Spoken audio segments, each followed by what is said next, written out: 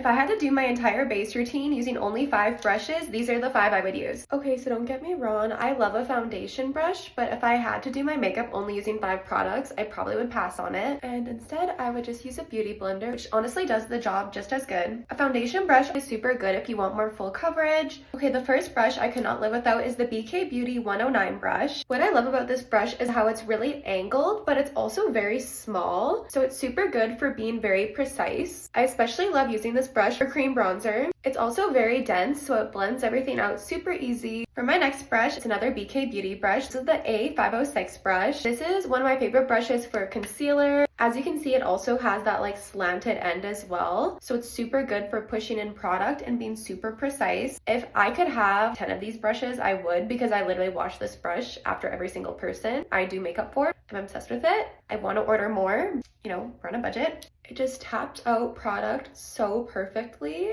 Also, because of the slanted end, sometimes I'll turn it over and just buff out slightly right here to give more of that snatched look. It really helps evenly disperse product all over, and it gives such good coverage. The more coverage you want, the lighter you should press. In my opinion, I would go for a concealer brush over a foundation brush, because usually we want more coverage where we're putting concealer. Usually I will disperse the product all underneath the eye and then I will tap it in. I also love using it for concealer on the forehead as well. And I'll actually take the brush and I'll gently carve over my brows. Next favorite brush is this Haus Labs dual-ended brush. I love this side for cream blush. As you can see, there's kind of a pattern in the brushes I'm choosing. They all are very slanted and very precise. I also really love the fluffy side. It's super good for highlighter. And you can use it for a powder blush as well, but I do tend to like something a little more fluffy for powder blush, because something like this can pick up a lot of pigment. Put the product on, then using the slanted side, just press that all into the skin.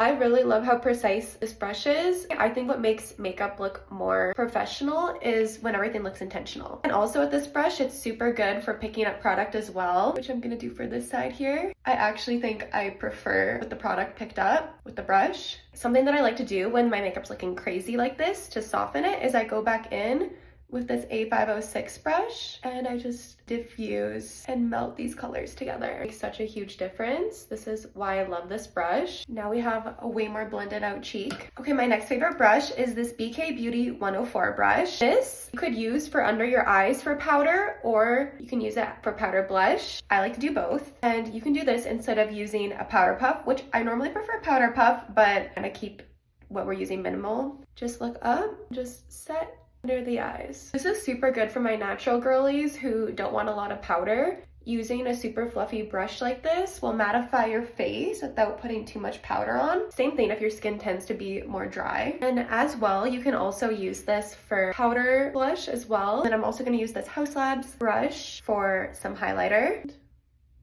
Can be very precise with it. Perfect amount of fluffiness for highlighter. Finally, my last brush is my favorite, another slanted brush. Obviously, there's a reoccurring theme here, you guys. This is from Elle, and I actually got it in a pack from Costco, but it is perfect for applying powder bronzer. It lets you be super exact, and it presses it into the skin perfectly. This brush is so soft. And one thing you have to be careful about when you're using powder products is that you're not moving the makeup underneath. So I love this because it's so good for just pressing into the skin. It's so soft. It's the perfect length for bronzer. I think that that's exactly where I want my bronzer to be. Bronze out my neck a little bit now. I'll even just go over this area. No product, but just the brush. Makes everything look more soft and diffused. Okay, and then this is the finished base look using my 5 favorite makeup brushes of all time for my base makeup. Let me know what you guys think and if you have any other questions about any other brushes.